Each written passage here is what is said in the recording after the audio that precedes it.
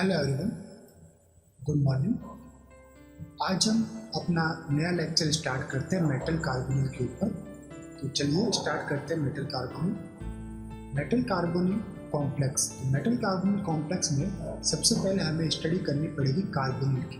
तो कार्बोनिल आइसोलेबल होते नाइट्रोजन के। ये जो सिंबल है ये किसका सिंबल है? आइसोलेबिलिटी का सिंबल आपको देखने को मिल रहा है। तो कार्बोनिल आइसोलेबल विद नाइट्रोजन। अब सबसे पहले हमें देखना पड़ेगा कि एमो डायग्राम कार्बोनिल का कैसा होता है। तो किसी भी मॉलिक्यूल डायटोमिक मॉलिक्यूल के एमो डायग्राम के लिए दोनों एटम के हमारे पास इलेक्ट्रॉनिक कॉन्फ़िगरेशन पता होना चाहिए। कार्बन का इलेक्ट्रॉनिक कॉन्फ़िगरेशन रहेगा कार्बन का एटॉमिक नंबर 6, तो 1s2 2s2 2p6, and oxygen का 8 एटॉमिक नंबर है, तो 1s2 2s2 2p4 इसका इलेक्ट्रॉनिक कॉन्फ़िगरेशन रहेगा। तो आउटरमोस्ट सेल के अंदर इलेक्ट्रॉन कितने हैं? कार्बन में 2 इलेक्ट्रॉन एंड ऑक्सीजन में 4 इलेक्ट्रॉन। तो कार्बोनिल के अंदर टोटल इलेक्ट्रॉन कितना हो गया?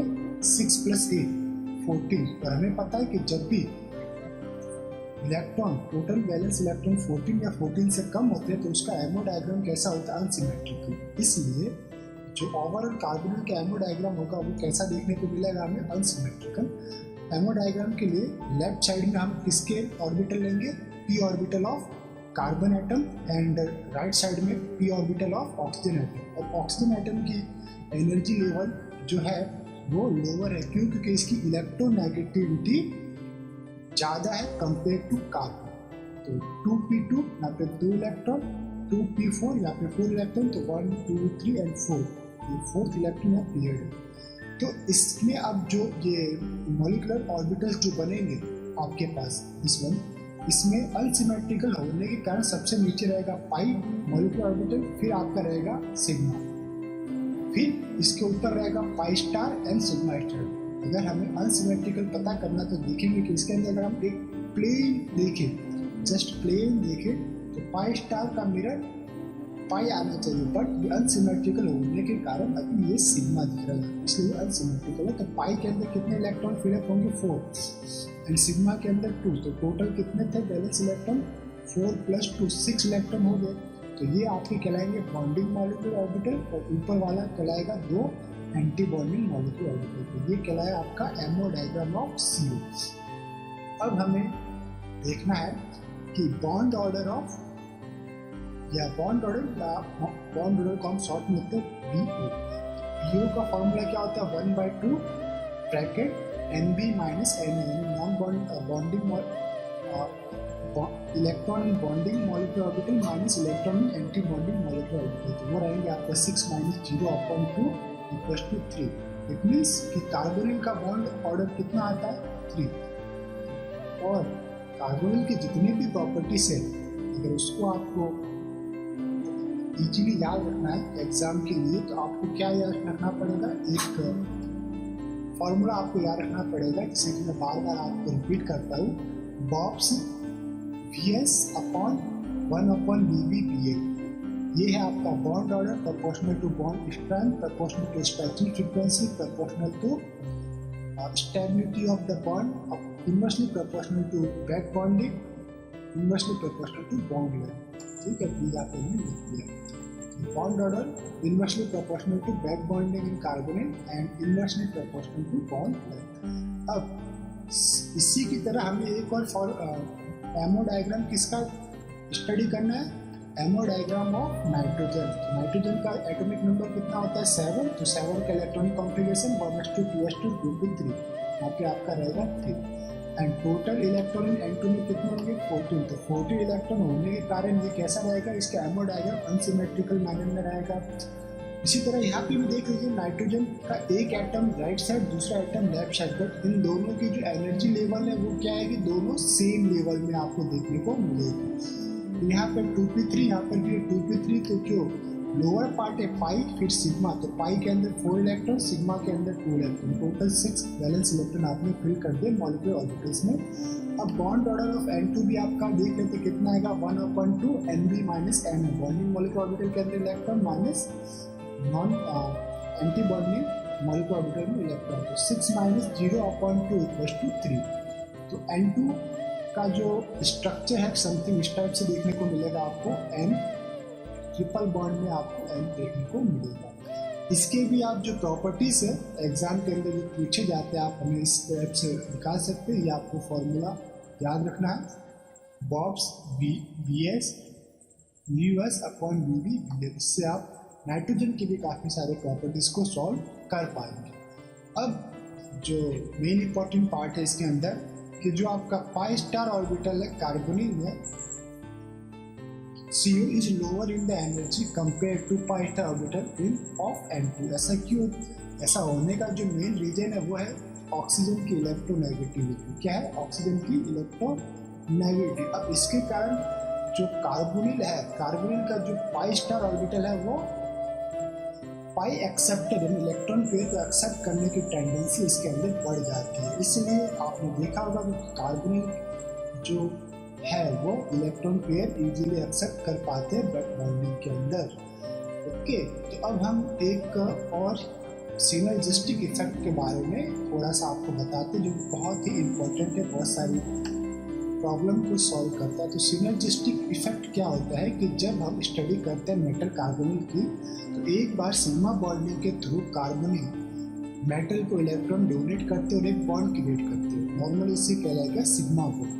लेकिन सेकेंड स्टेज में क्या होता है कि सेकेंड स्टेज में मेटल कार्बोनिल को इलेक्ट्रॉन डोनेट करता है अपने T2G ऑर्बिटल के द्वारा। T2G ऑर्बिटल से ये कार्बोनिल के इम्पल्टिव पाई स्टार ऑर्बिटल में इलेक्ट्रॉन को डोनेट करेगा ताकि मेटल के ऊपर इलेक्ट्रॉन डेंसिटी कम हो जाए। तो इसे कहेंगे हम बैक बॉन्डिंग। तो यहाँ पे ये फर्स्ट बॉन्डिंग है, सेकेंड बॉन्डिंग है। तो फर्स्ट में आपको क्या देखना है, ये मेटल का EG ऑर्बिटल है और कार्बोनिल का सिग्मा ऑर्बिटल से ये सिग्मा बॉन्ड क्रिएट करेगा। तो electron donated by carbonyl sigma orbital to metal EG orbital. तो नॉर्मली ये मेटल कार्बोनिल एक बॉन्ड फॉर्म होगा आपका कोऑर्डिनेट बॉन्ड। सेकंड स्टेप के अंदर मेटल के T2G ऑर्बिटल से कार्बोनिल के पाई स्टार ऑर्बिटल के अंदर इलेक्ट्रॉन डोनेट किए जाएंगे। इसे कहेंगे हम बैक डोनेशन फ्रॉम T2G से पाई स्टार। यही कहलाता है आपका सिनर्जिस्टिक इफेक्ट। सिनर्जिस्टिक इफेक्ट के कारण इसके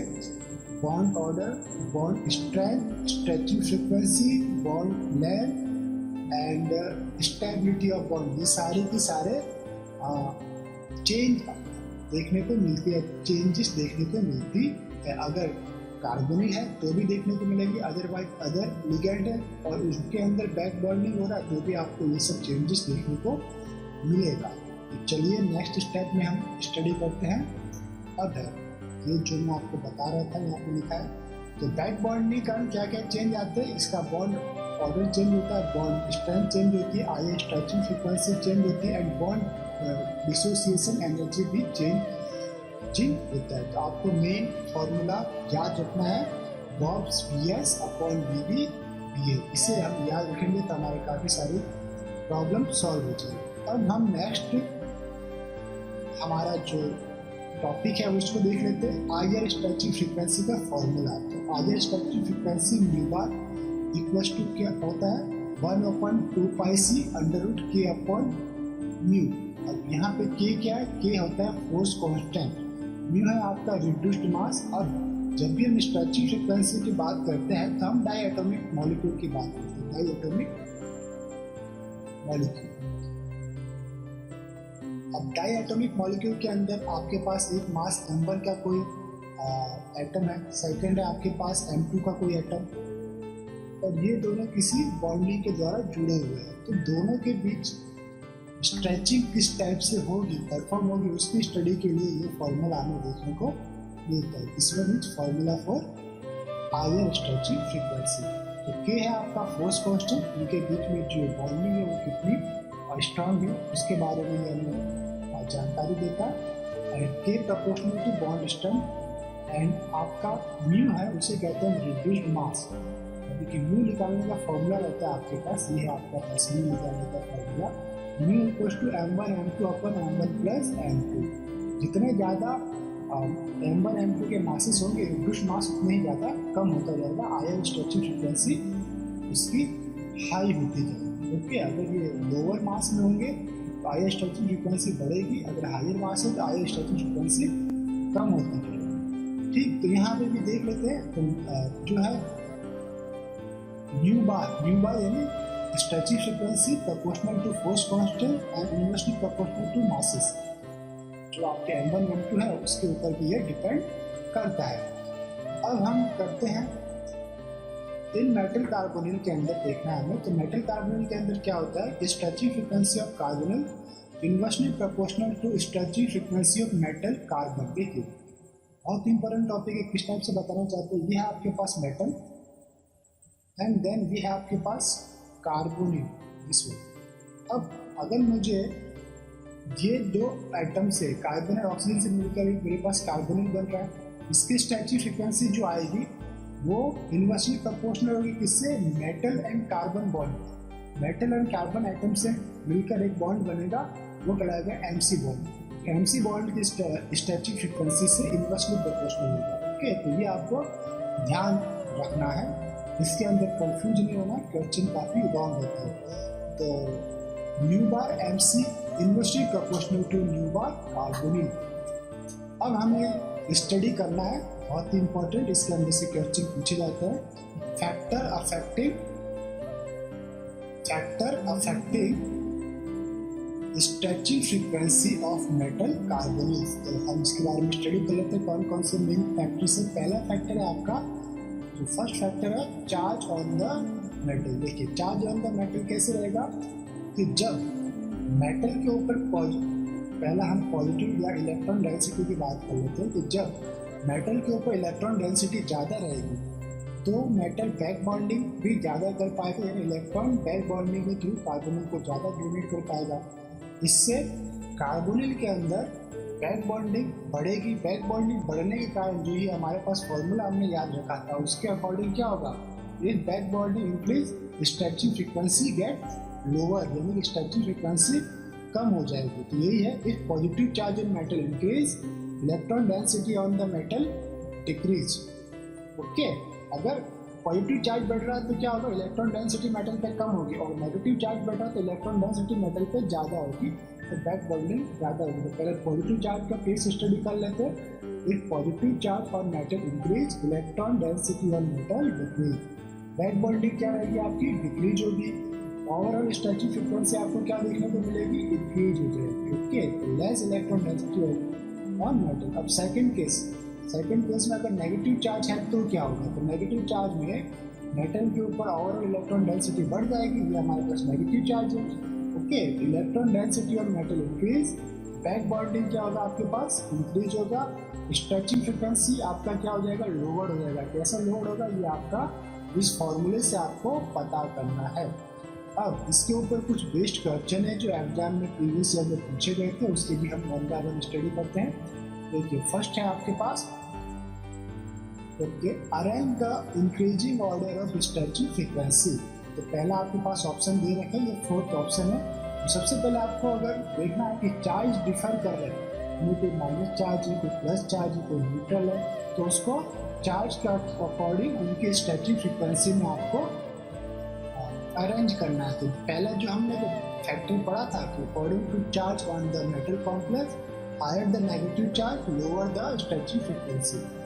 तो पॉजिटिव चार्ज अगर इंक्रीज हो रहा है तो उसकी स्ट्रेचिंग फ्रीक्वेंसी भी इंक्रीज होगी, बैक बॉन्डिंग डिक्रीज होगी। तो यही था आपका कंसेप्ट इसमें, positive charge increase, back bonding आपका क्या रहेगा, डिक्रीज होगा, एंड स्ट्रेचिंग फ्रीक्वेंसी आपकी ओवरऑल इंक्रीज होगी। तो पॉजिटिव चार्ज किस में, सबसे पहले ई में देखो 2+ चार्ज है, फिर डी में, तो ई की स्ट्रेचिंग फ्रीक्वेंसी सबसे ज़्यादा आएगी, फिर डी की, फिर आपकी आएगी neutral complex C, this one, and then after आएगी -1 चार्ज दिस बी, एंड फिर आएगी आपकी -2 चार्ज ये ई।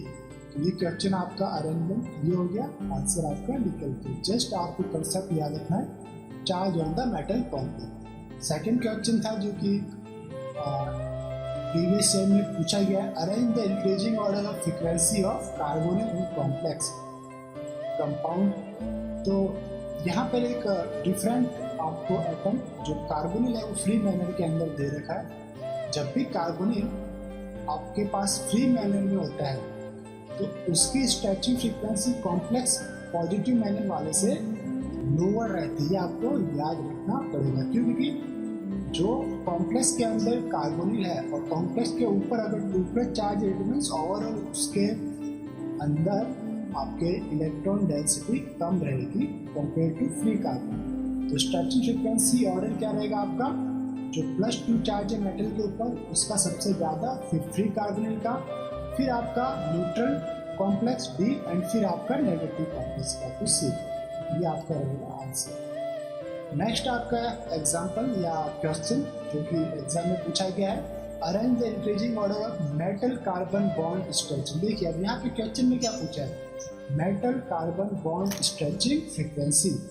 तो आपको सबसे पहले हमारा जो कंसेप्ट हमने पढ़ा था वो हमने पढ़ा था कार्बोनिल स्ट्रेचिंग फ्रीक्वेंसी, ठीक है। कार्बोनिल स्ट्रेचिंग फ्रीक्वेंसी या metal carbon stretching frequency inversely proportional to carbonyl stretching frequency. तो पहला जो आप ऑर्डर फाइंड आउट कर लीजिए कार्बोनिल स्ट्रेचिंग फ्रीक्वेंसी का।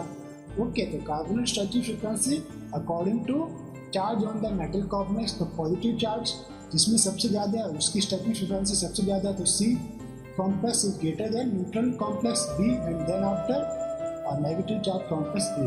अब इसका इन्वर्ट कर दीजिए, इन्वर्सली प्रोपोर्शनल है तो इन्वर्ट कर दीजिए, दिस वन आ जाएगा आपके पास। इन्वर्ट किया तो metal carbon stretching frequency of A complex is greater then B then greater than C।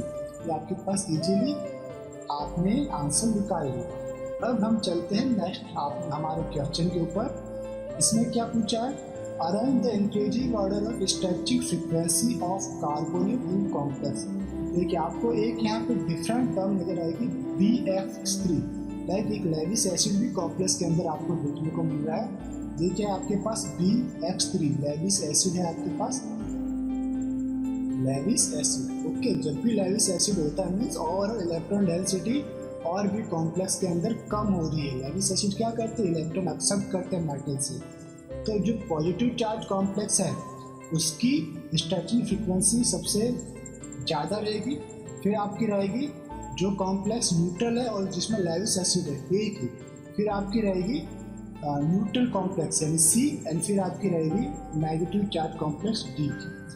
तो यहाँ पे सॉल्यूशन में हमने भी देख रखा था कि BX3 आपका जो था वो लेविस एसिड है, इलेक्ट्रॉन एक्सेप्टर की तरह काम करता है। तो BX3 attach to carbonyl, electron density decrease in carbonyl, तो इसकी क्या होगी, बॉन्ड स्ट्रेंथ ओवरऑल क्या हो जाएगी, बढ़ जाएगी इस कंडीशन के अंदर। And stretching frequency of carbonyl overall increase आपको देखने को मिलेगी। तो एक यहाँ पे ओवरऑल जो हमारा कंक्लूजन था वो ये भी था कि आपकी stretching frequency of carbonyl with attach to Lewis acid is greater than stretching frequency of free carbonyl. Okay, and stretching frequency order आपके कॉम्प्लेक्स के लिए क्या आएगा, B complex is greater than A complex and A complex is greater than C and D।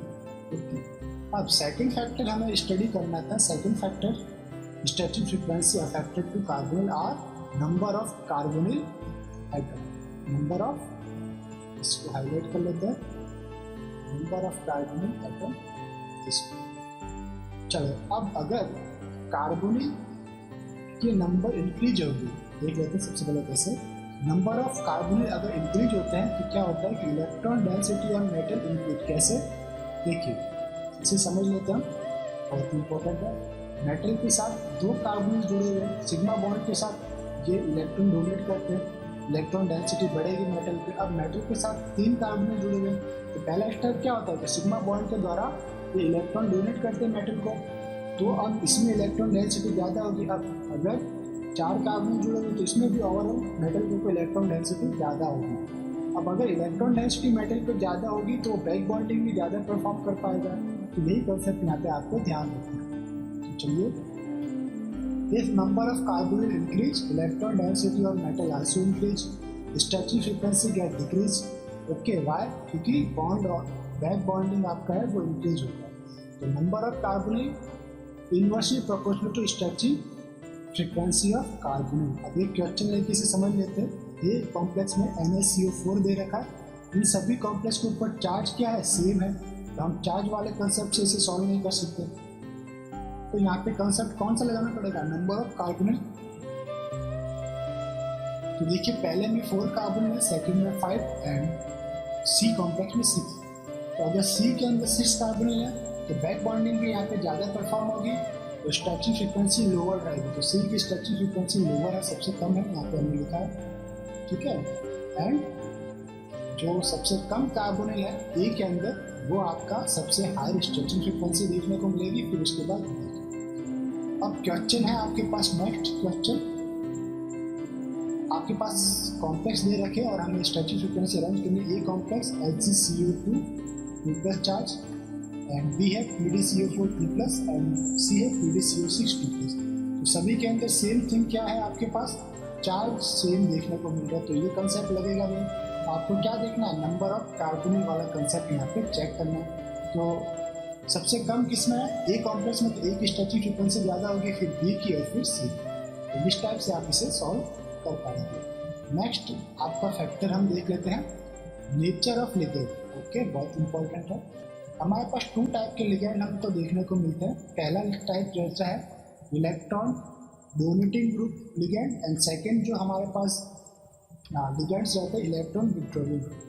अगर हमारे complex में electron donating group increase करेंगे तो इलेक्ट्रॉन डेंसिटी ऑफ मेटल क्या होगी, इंक्रीज होगी। और इलेक्ट्रॉन डेंसिटी मेटल पे इंक्रीज तो बैक बॉन्डिंग मेटल ज़्यादा परफॉर्म कर पाएगा, तो स्ट्रेचिंग फ्रीक्वेंसी उसकी कम हो जाएगी कार्बोनिल। अगर कॉम्प्लेक्स में इलेक्ट्रॉन विड्रॉइंग नेचर के लिगेंड है तो electron density on the metal decrease होगी, मेटल बैक बॉन्डिंग कम कर पाएगा, स्ट्रेचिंग फ्रीक्वेंसी हाई होगी। तो यहीं पे हमने 2 आपको केस स्टडी में बता रखा है, just metal attach to carbonyl and attach to electron donating group. कौन कौन से हो सकते हैं, like NH3, iridium and Me3। तो back bonding increase, stretching frequency बेट होगी। अब इलेक्ट्रॉन विड्रॉइंग ग्रुप में कौन कौन से हो सकते हैं, like carbonyl, cyanide, BF3, PCl3। तो ये मेटल के ऊपर इलेक्ट्रॉन डेंसिटी को कम करेंगे और स्ट्रेचिंग बैक बॉन्डिंग कम होगी, stretching frequency of carbonyl increase होगी। यही आपके पास फॉर्मूला, इसके लिए भी आपको याद रखना है। अब था पाई acceptor ligand order and pi donating order. बहुत ही इंपॉर्टेंट ये सीरीज है जिसके अंदर से रेगुलरली एग्जाम्पल पूछे जाते हैं, तो इसे हमें याद रखना है। ओके, तो सबसे ज़्यादा पाई एक्सेप्टर टेंडेंसी किसकी रहती है, PF3 की, which greater than PCl3, then after POPS3 and फिर POMe3, फिर PPH3। ओके, फिर है आपकी PMe3, then after PET3 and PCY3। CY mean cyclohexane का या साइक्लोहेक्सिल आप इसे कह सकते हैं।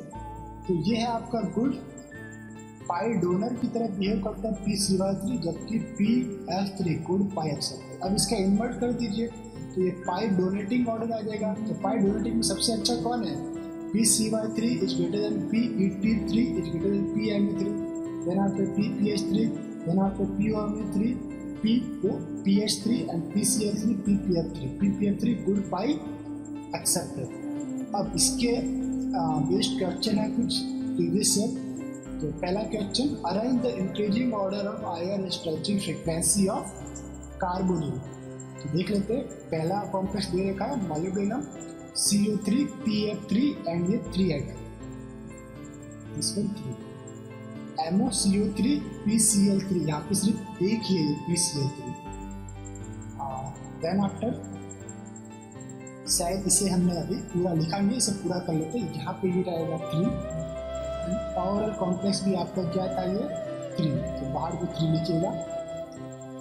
फिर है आपके पास C कॉम्प्लेक्स, इसमें डिफर क्या कर रहा है आपका PPOH3 एंड D कॉम्प्लेक्स में PMe3।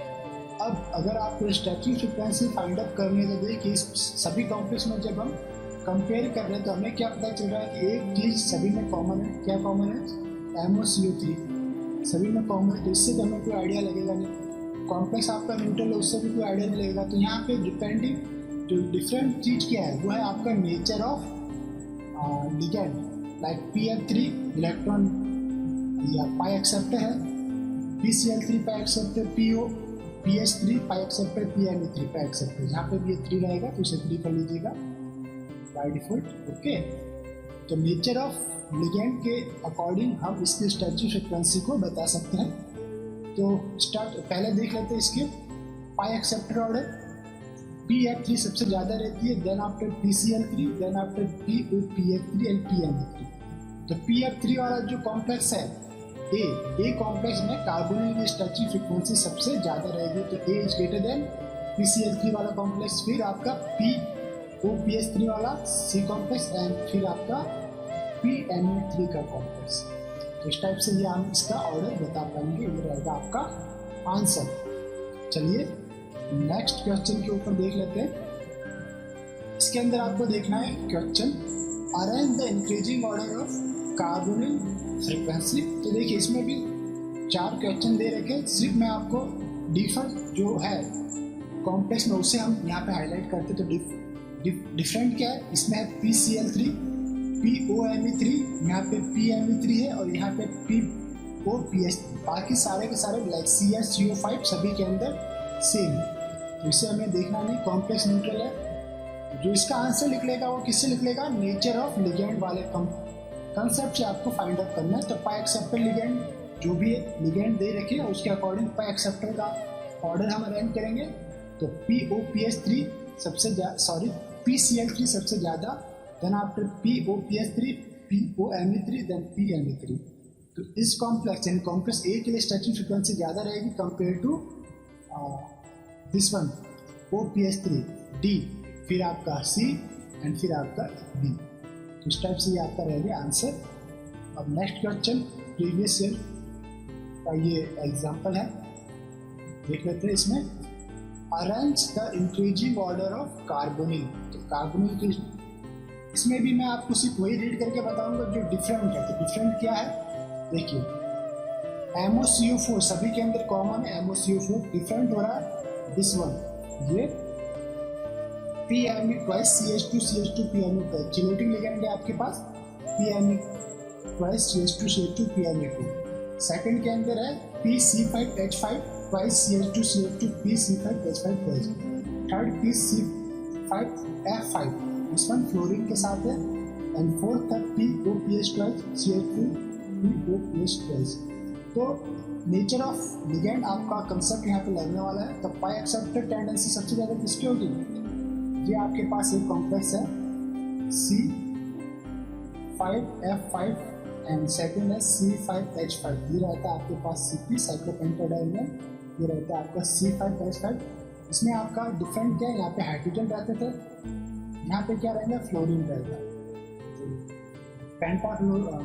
पेंटाफ्लोरोसाइक्लोपेंटाडाइनिल कॉम्प्लेक्स है, गुड पाई एक्सेप्टर की तरह ये बिहेव करता है। तो सबसे ज़्यादा पाई एक्सेप्टर टेंडेंसी किसकी रहेगी, हमने जो SRPQ कर रखा है।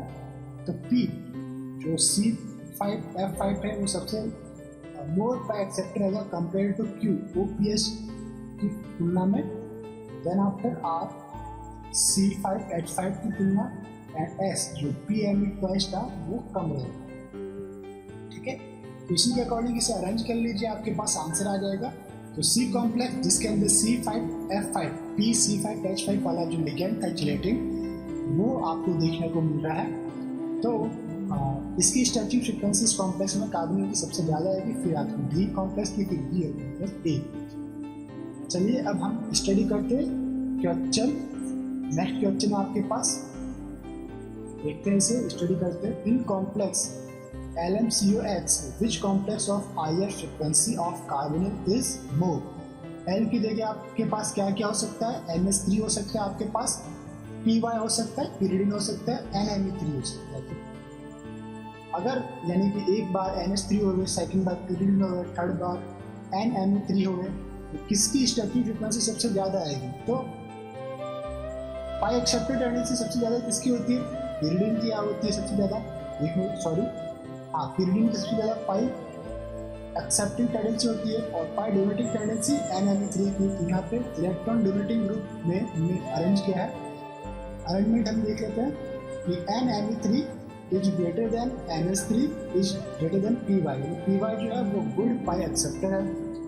तो कार्बोनिल स्ट्रेचिंग फ्रीक्वेंसी सबसे ज़्यादा किस कॉम्प्लेक्स में होगी, जिसमें pyridine रहेगा। फिर जिसमें NH3 रहेगा, और सबसे कम किसमें होगी, जिसमें NMe3 एग्जिस्ट करेगा। तो इसका आंसर भी आपने कौन से कंसेप्ट के बेस्ड पे दिया, हमने दिया nature of ligand. Nature of ligand का यहाँ पे आपको कंसेप्ट लगने वाला है, पहले से मिटाते हैं। नेचर ऑफ लिगैंड के कंसेप्ट पे हमने इसका आंसर दिया है। अब हम थर्ड जो हमारा नेक्स्ट कंसेप्ट है ब्रिजिंग मोड ऑफ कार्बोनिल, हम स्टडी करेंगे कि जब कार्बोनिल दो या दो से ज़्यादा मेटल के बीच में रहते हैं तो उस कंडीशन में उसकी स्टैटिक फ्रीक्वेंसी कितनी होगी। चलिए, तो carbonyl static frequency depending on the back bonding. अगर वो ब्रिजिंग मोड के ऊपर है, जैसा कि यहाँ पे ये ब्रिजिंग है, दो मेटल के बीच में कार्बोनिल, इसमें आपके पास बैक बॉन्डिंग भी ज़्यादा होगी। इस मेटल से भी बैक बॉन्डिंग होगी, इससे भी बैक बॉन्डिंग होगी, ठीक है। अगर तीन मेटल के बीच में कार्बोनिल है तो ओवरऑल बैक बॉन्डिंग ज़्यादा होगी। तो जो कंसेप्ट था हमारे पास, हमारा कंसेप्ट क्या था कि बॉब्स µs upon BBBL according to this static frequency inversely proportional to back bonding. अगर बैक बॉन्डिंग इंक्रीज हो रहा है तो static frequency decrease. It means अगर ब्रिजिंग बढ़ेगी तो स्टैटिक फ्रीक्वेंसी उसकी लोअर जाएगी। तो एक है आपके पास टर्मिनल, ये था टर्मिनल कार्बोनिल, फिर ये ब्रिजिंग कार्बोनिल, ये था μ2 टाइप की ब्रिजिंग, ये था आपका μ3 टाइप की ब्रिजिंग, ये है μ4 टाइप की ब्रिजिंग। नॉर्मली हम इसे μ2 को μ से रिप्रेजेंट करते हैं। इट मीन्स कि आपके पास मेटल, दो मेटल के बीच में कार्बोनिल एग्जिस्ट कर रहा है। तो अगर फ्री कार्बोनिल है तो उसके लिए स्टैटिक फ्रीक्वेंसी की एक पर्टिकुलर वैल्यू रहती है, वो है आपके पास 2143 2143 सेंटीमीटर इनवर्स। अगर वो टर्मिनल कार्बोनिल है तो आपके लिए स्टैटिक फ्रीक्वेंसी की एक रेंज आएगी, कौन सी रहेगी आपके पास, 21202 to 1860। ओके, ये है आपका रेंज टर्मिनल कार्बोनिल के लिए। ब्रिजिंग कार्बोनिल के लिए μ2 टाइप की ब्रिजिंग 1860 से 1700 सेंटीमीटर इनवर्स। μ3 का मोड या M3CO इसके लिए रहेगी 1700 से 1600 सेंटीमीटर। और ये रेयरली कंडीशन में आपको μ4 आपको ब्रिजिंग देखने को मिल सकती है, और इसकी जो स्टैटिक फ्रीक्वेंसी है वो लोअर रहेगी, 1700 से भी कम, 1700 से भी कम या 1600 से भी कम आपको देखने को मिलेगी। एब नॉर्मली शो करता है। तो ये आपको टेबल माइंड में फिट करनी है, इसके बेस्ड आप काफ़ी सारे क्वेश्चन को सॉल्व कर पाएंगे। तो ये देखिए, एक और कंसेप्ट में आपको हाईलाइट किया है कि static frequency order of free carbonyl is greater than terminal carbonyl, is greater than μ2 carbonyl, is greater than μ3 carbonyl and μ4 carbonyl, या फिर M2, M3, M4 भी आप इसे कह सकते हैं। अब इसी के ऊपर बेस्ड है प्रीवियस ईयर क्वेश्चन हमने लिया है। क्वेश्चन क्या है, arrange the increasing order of IR static frequency. देखिए यहाँ पे एक दो नेट टर्म आपको देखने को मिलेंगे, फ्री कार्बोनिल एंड BF3CO। ये जो BF3CO वो एक फ्री मोड में एग्जिस्ट कर रहा है, कॉम्प्लेक्स के अंदर नहीं। जब ये कॉम्प्लेक्स के अंदर नहीं होता है तो उस कंडीशन में बहुत ही ज़्यादा इलेक्ट्रॉन डेंसिटी BF3CO से विड्रॉ करता है, तो ओवरऑल इसकी स्टैटिक फ्रीक्वेंसी बढ़ जाती है। ओके, तो BF3 is a Lewis acid, decrease electron density from carbonyl. So BF3CO का जो मॉलिक्यूल है उसके अंदर CO का स्टैटिक फ्रीक्वेंसी सबसे ज़्यादा रहेगी compare to free carbonyl and compare to positive charge complex. तो ये था आपका MCO6 पॉजिटिव चार्ज प्लस था कंपेयर टू नेगेटिव चार्ज इस वन माइनस। सबसे कम जो आपकी स्टैटिक फ्रीक्वेंसी देखने को मिलेगी वो रहेगी आपका ब्रिजिंग मोड के ऊपर। देखिए यहाँ पे ओवरऑल 9 कार्बोनिल है, तो अगर नंबर ऑफ कार्बोनिल इंक्रीज होते हैं तो भी स्टैटिक फ्रीक्वेंसी क्या रहती है आपकी, number of carbonyl increase static frequency get. अगर कार्बोनिल इंक्रीज है तो मेटल के इलेक्ट्रॉन डेंसिटी इंक्रीज होगा, back bonding increase, static frequency get decrease. Back bonding increase हो रही है तो स्टैटिक फ्रीक्वेंसी क्या होगी, डिक्रीज आपको देखने को मिलेगी। सॉरी, इसमें आपको स्टैटिक फ्रीक्वेंसी जो है वो आपको रहेगी सबसे लोअर रहेगी, क्यों, म्यू वाले कंडीशन में, टू मेटल है ना इसलिए। तो चलिए नेक्स्ट क्वेश्चन के ऊपर चलते हैं। Question okay, arrange the increasing order of bond length. आपको क्या पूछा? Bond length of carbon. तो बॉन्ड लेंथ पूछा तो आपको जस्ट वही फॉर्मूला याद रखना, बॉक्स μs अपॉन dB bl का फॉर्मूला है। तो static frequency of carbon is inversely proportional to bond length. अब हम देख लेते हैं इसके अंदर कि स्टैटिक फ्रीक्वेंसी ऑर्डर कैसे निकालेंगे। हमें पता है कि BF3CO की स्टार्टिंग फ्रीक्वेंसी सबसे ज़्यादा रहती है compare to positive charge complex and फिर न्यूट्रल कॉम्प्लेक्स, और सबसे कम रहेगी आपकी negatively charge complex. This one negatively charge complex. तो कार्बोनिल बॉन्ड लेंथ ऑर्डर आप चेक करेंगे, ये जस्ट इसका इनवर्ट रहेगा। तो आपको क्या करना है? इनवर्सली प्रोपोर्शन कर देना। BF3CO इज लोअर या less than MnCO6 plus is less than CrCO6 is less than vanadium CO6 2 minus. Okay, अब ये करने के बाद हमारे पास आंसर आ गया हमारा। नेक्स्ट जो हमारा टॉपिक है वो रहेगा preparation of metal carbon complex and metal carbon cluster. इसके अंदर पहला स्टडी करना है, फर्स्ट मेथड हमारे पास था direct preparation of metal carbon. Metal carbon कैसे प्रिपेयर करते हैं वो हमारे पास डिफरेंट टाइप के मेटल कार्बन देखने को मिलेगा, लाइक वेनेडियम मेटल के, क्रोमियम के, मैग्नीज के, आयरन, कोबाल्ट एंड निकल। 7, 8, 9 एंड 10 ग्रुप जो है आपके पास 7, 8, 9, 10 element form dimer metal carbon cluster, यानी कि manganese, iron, cobalt and nickel dimer के रूप में भी मेटल क्लस्टर फॉर्म कर सकते हैं। बट वेनेडियम और क्रोमियम मेजॉरिटी टाइम में ये मोनोमर ही फॉर्म करते हैं, यानी ये क्या करते हैं? क्लस्टर मोनोमर टाइप में फॉर्म करते हैं, डायमर फॉर्म नहीं करते। तो ये हमने थोड़ा हाईलाइट कर लिया ताकि आपको एक आइडिया मिल जाए। Vanadium chromium form monomer while MnFeCuNi form dimer. तो डायरेक्ट मेटल में क्या होता है कि डायरेक्ट मेथड में या डायरेक्ट फॉर्मेशन में आप मेटल को कार्बोनिल के साथ हिट करते हैं तो आपके पास क्या बन जाता है? मेटल कार्बोनिल क्लस्टर या मेटल कार्बोनिल कॉम्प्लेक्स आपको बन जाता है। निकल सॉलिड स्टेट में और 4 carbonyl molecule in liquid phase. आप इसे हिट करेंगे एक सील्ड ट्यूब के अंदर 200 डिग्री सेल्सियस पर, तो आपके पास एक कॉम्प्लेक्स बनेगा NaCO4, ये कहलाएगा आपका मेटल कार्बोनिल कॉम्प्लेक्स। अब ये स्टेबल है या नहीं है, इसके लिए हमने पढ़ा था 18 इलेक्ट्रॉन रूल। 18 इलेक्ट्रॉन रूल के अकॉर्डिंग कैसे चेक करेंगे? Na detail family 10 electron and 4 carbonyl 4 into 2 8 electron donate करेगा, ओवरऑल 18 इलेक्ट्रॉन हो जाएंगे, स्टेबल है।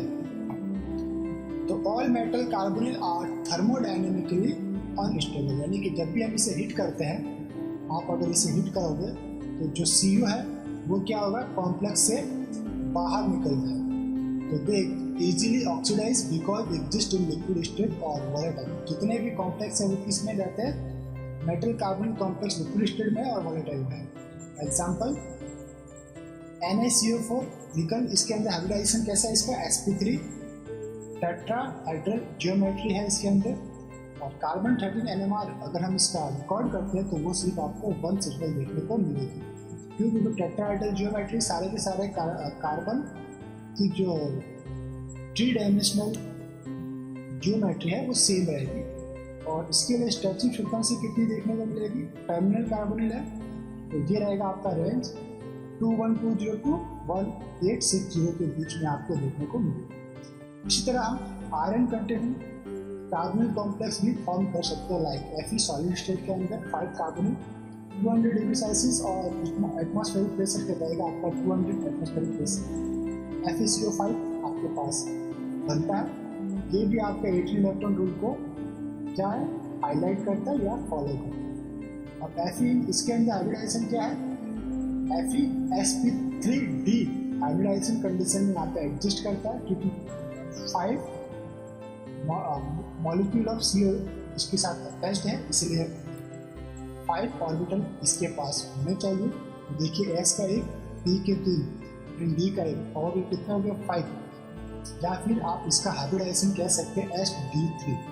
इसकी जो जियोमेट्री होती है वो कैसी होती है? TBP टेट्रागोनल बाइपिरामिडल ज्योमेट्री, और ये आपके शो करते हैं फ्लक्चुएशनल बिहेवियर, जैसा कि हमने प्रीवियस लेक्चर्स पे में भी टीबीपी के बारे में बहुत स्टडी की। तो टीबीपी शोज स्यूडो रोटेशन और फ्लक्चुएशनल बिहेवियर। चलिए अब केस स्टडी कर लेते हैं कि लोअर टेम्परेचर पे C13 NMR कितना रहता है और हाई टेम्परेचर पे। तो case first at room temperature पे, या फिर हम इसे बोलते हैं हाई टेम्परेचर, FeCO5 जो मॉलिक्यूल है वो रहेगा आपका नॉन रिजिड बिहेवियर करेगा। नॉन रिजिड बिहेवियर यानी कि ये रोटेशन परफॉर्म कर सकता है, सूडो रोटेशन, और फ्लक्चुएशनल बिहेवियर में एग्जिस्ट है। All carbonyl is in the same chemical environment, यानी कि जो आपका इक्वेटोरियल कार्बोनिल आपको देखने को मिल रहा है, लाइक दिस वन, ये इक्वेटोरियल है, और एक है आपके पास एक्सियल। तो इक्वेटोरियल कार्बोनिल एक्सियल के साथ एक्सचेंज परफॉर्म करते रहते हैं। ओके, एक्सचेंज रैपिडली रहता है।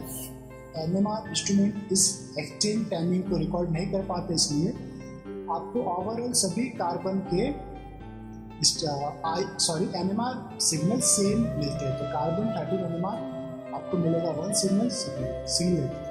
ओके, बट अगर हम इसकी टेम्परेचर कम करें, एट लोअर टेम्परेचर पे NMR रिकॉर्ड करें -200 डिग्री सेल्सियस, उस कंडीशन में क्या होते हैं, आपके equatorial carbonyl and axial carbonyl fix रहते हैं, इनके अंदर कोई भी फ्लक्चुएशनल बिहेवियर शो नहीं करते। मतलब अब ये CO और ये CO एक्सचेंज नहीं करेंगे, मीन्स इसके बीच में एक्सचेंज आपको नहीं होगा।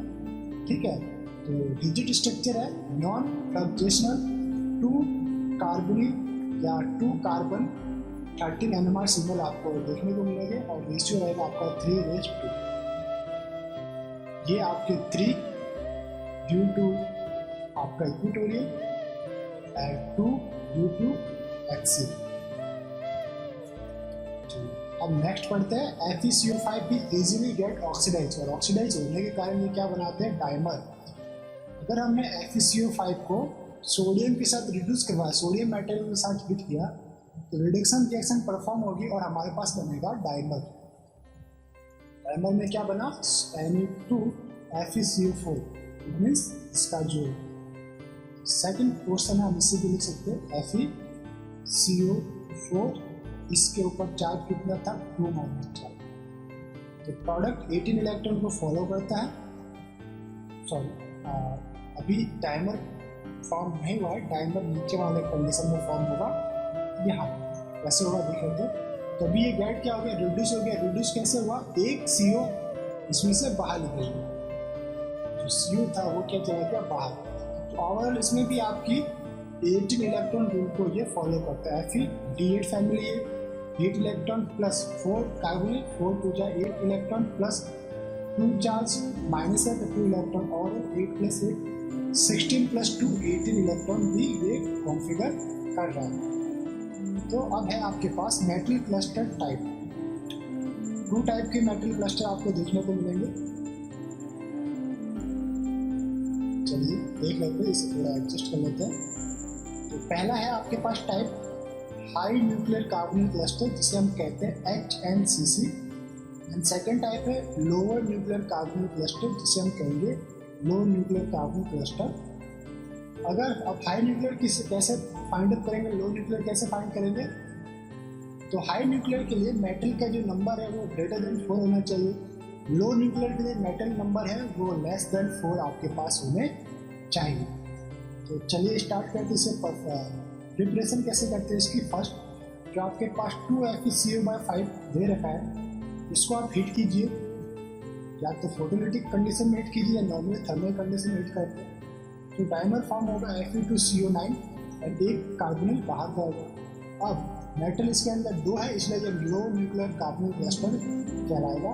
टोटल वैलेंस इलेक्ट्रॉन कितना है, Fe2, यानी कि 8 2 जा 16, 9 कार्बोनिल, 9 2 जा 18, 16 + 18 34। अब इसके अंदर 34 तो टोटल वैलेंस इलेक्ट्रॉन हो गए। टोटल इलेक्ट्रॉन काउंट अगर हम बात करें तो टोटल इलेक्ट्रॉन काउंट के में स्टेबल होने के लिए इसमें होना चाहिए 36। 2 मेटल है तो 18 का 2 टाइम्स यानी 36 होना चाहिए। वो कितने रहे 34, तो 2 इलेक्ट्रॉन कहाँ से आएंगे, 2 इलेक्ट्रॉन आएंगे आपके पास मेटल मेटल बॉन्डिंग से, मेटल मेटल बॉन्डिंग होगी।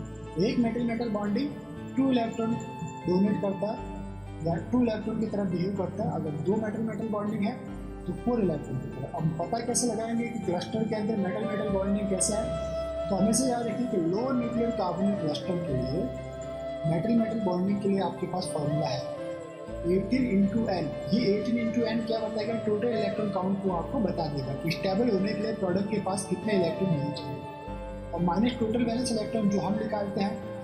ठीक है, तो दोनों के बीच में डिफरेंस आ जाएगा 18 into N minus total valence electron.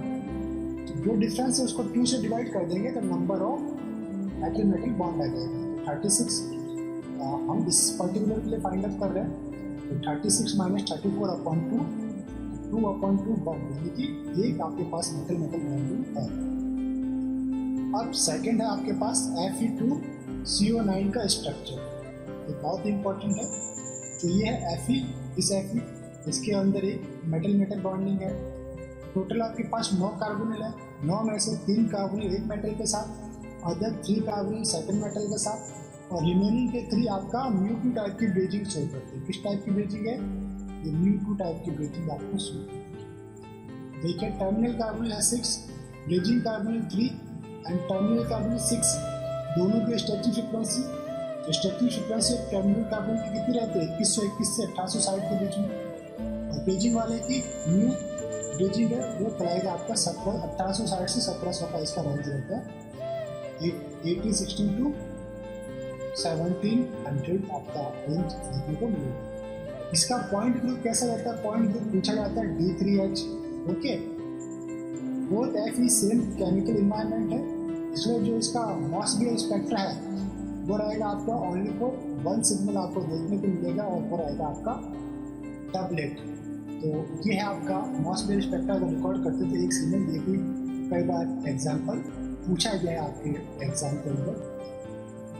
अब है हमारे पास नेक्स्ट क्लस्टर, हम देख लेते हैं फॉर्मेशन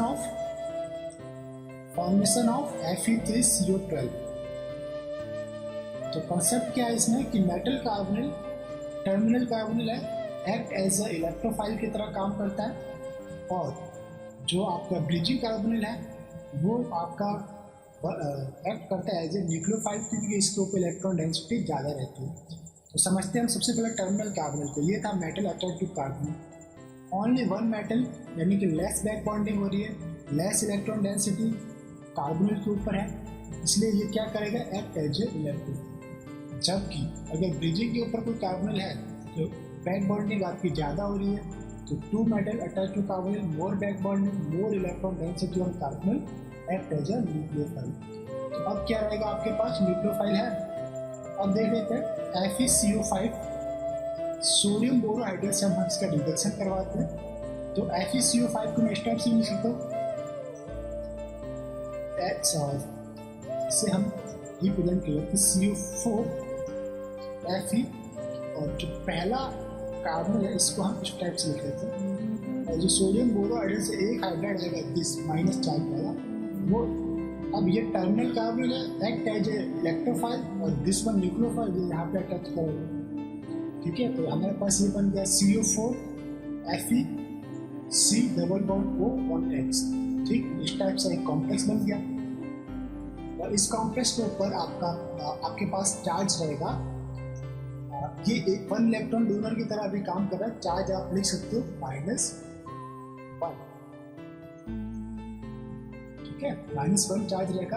अब मेटल और इस हाइड्रोजन के बीच में अकॉस्टिक इंटरेक्शन आपको शो करेगा, अकॉस्टिक इंटरेक्शन जब भी आपको देखने को मिले इस टाइप से आपको क्या बनेगा, एक 3 मेंबर रिंग फॉर्म होती हुई नजर आ रही है, तो ये रहेगा आपका अकॉस्टिक इंटरेक्शन। मेटल हाइड्रोजन के बीच में इंटरेक्शन है, और CO क्या होगा, एलिमिनेट हो जाएगा।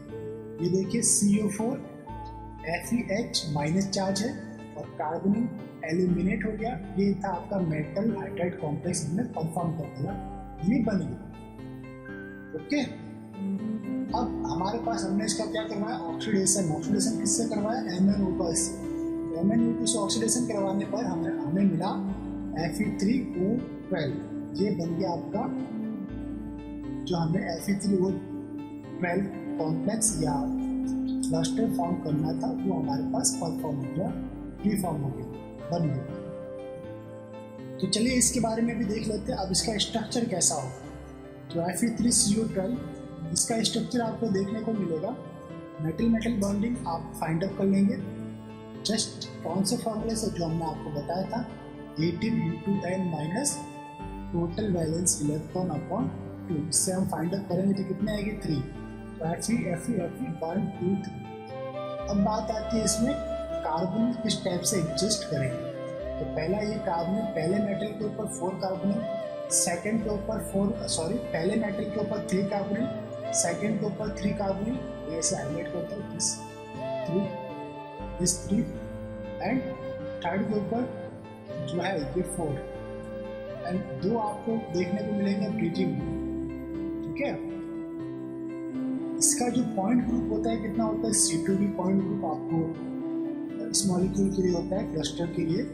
तो इसमें जनरली पूछा जाता है कि number of carbonyl, metal metal bonding, terminal carbonyl, bridging carbonyl, ये सारे क्वेश्चन इसमें से पूछे जाते हैं। तो नंबर ऑफ ब्रिजिंग कार्बोनिल कितने रहते हैं 2, metal metal bond 3, terminal carbonyl कितने रहते हैं इसके अंदर 10, ओवरऑल कितने हो जाएंगे इसमें Fe3CO12, तो ओवरऑल इसके अंदर हो जाएंगे आपके पास 12। अब सेकंड जो मेथड था ये बनाने का Fe3CO12, वो हम बना सकते हैं FeCO5 को NaOH से रिएक्शन करवा सकते हैं। तो देखिए कैसे बनेगा, ये एक्ट एज ए इलेक्ट्रोफाइल, ये न्यूक्लियोफाइल यहाँ पे अटैक हो जाएगा this one. Acoustic interaction method भी आपको देखने को मिलेगा, ये H और मेटल के बीच में अकॉस्टिक इंटरेक्शन देखने को मिल रहा है। CO2 कार्बन डाइऑक्साइड बाहर निकल जाएगी, ये आपके पास CO2 बाहर, इस पूरे कॉम्प्लेक्स के ऊपर यहीं पे माइनस चार्ज आता है, तो यहाँ पे आप माइनस चार्ज लगा सकते हैं। तो ये बन गया आपके पास CO4 FeH minus charge plus CO2। तो मेटल हाइड्राइड पहला कॉम्प्लेक्स क्या हुआ मेटल हाइड्राइड, फिर मेटल हाइड्राइड को क्या करवाना है आपको ऑक्सीडेशन। ऑक्सीडेशन के लिए या तो आप KMnO4 यूज कर सकते हैं या आप यूज कर सकते हैं MnO2 मैग्नीज ऑक्साइड आप यूज कर सकते हैं। H1NMR स्पेक्ट्रम कितना रहता है इसके लिए, मेटल हाइड्राइड के लिए वो रहेगा -5 to -7 ppm के बीच में रहता है। जब भी आपका हाइड्रोजन अटैच टू मेटल रहता है तो उसके लिए H1NMR की जो वैल्यू है वो सबसे लोअर रहती है। ठीक है, नेगेटिव साइड रहती है, तो माइनस में इसकी वैल्यू आपको देखने को मिलती है। अब था आपके पास metal carbonyl cluster. Metal carbonyl cluster में हमने पहले आपको बताया था कि vanadium and chromium monomer form करते हैं, मोनोमर। इसके अलावा मैग्नीज, आयरन, कोबाल्ट, निकल, ये सारे आपके डाइमर एंड पॉलीमर फॉर्म करते हैं। अब इसके अंदर भी जो आपका मैग्नीज, टेक्नीशियम एंड यूरेनियम, ये जो है ये क्या फॉर्म करते हैं, always low nuclear carbon cluster, but आपके हाई न्यूक्लियर कार्बन क्लस्टर भी आपको इसके देखने को मिलेंगे।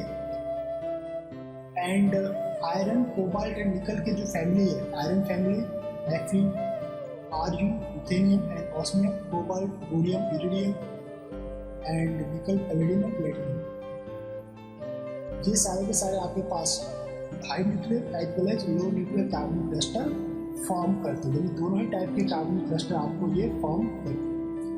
तो लो न्यूक्लियर कार्बन क्लस्टर में मेटल हमेशा लेस देन इक्वल्स टू 4 रहेगा, लाइक M4 मेटल हो सकते हैं, M3 हो सकते हैं, M2 हो सकते हैं। जब भी लो न्यूक्लियर कार्बन क्लस्टर की बात आती है तो हमें फाइंड आउट करना होता है मेटल मेटल बॉन्ड।